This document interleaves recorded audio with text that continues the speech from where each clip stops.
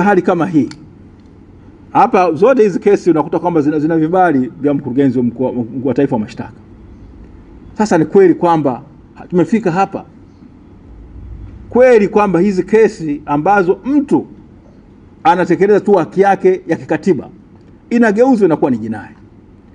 Tunaitakia mema nchi yetu? Tunaheshimu utawala wa sheria? Haya ni masuala ambayo kama Watanzania lazima tujiulize. Je, mtu kutoa maoni yake au kukutana na wenzake imegeuka kuwa ni tendo la ugaidi? Chadema haiungi mkono ugaidi kwa namna yote, na Chadema inaamini katika matumizi ya njia za amani za kufikisha ujumbe wake, na ndivyo ambavyo katiba hii inavyosema, ibara ya 20 ibara ndogo ya pili ya katiba ya Jamhuri ya Muungano wa Tanzania, na ndivyo sheria ya vyama vya siasa kifungu cha 19 kinavyosema, na sisi tunakiamini moja kwa moja. Lakini unapogeuza shughuli halali ambayo katiba inaruhusu ukaita jinai, kwa hakika unakuwa watendei haki wa Tanzania.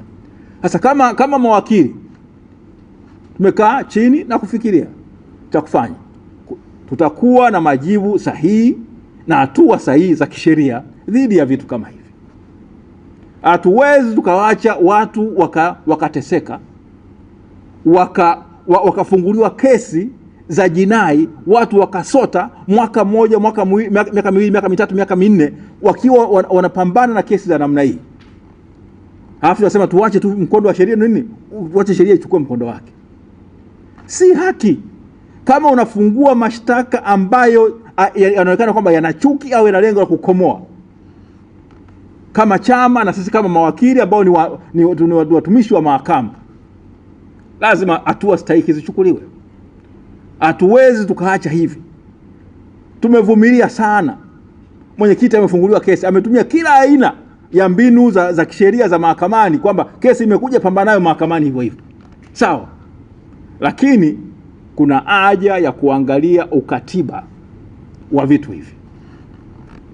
Kuna haja ya kuangalia ukatiba wa vitu hivi, ili mahakama yetu na yenyewe iingie kwenye record kwamba katika wakati kama huu ilichukua hatua gani au ilitoa tafsiri gani kuhusiana na mambo haya ambayo kwa kweli tunaona kwamba si sawa sawa.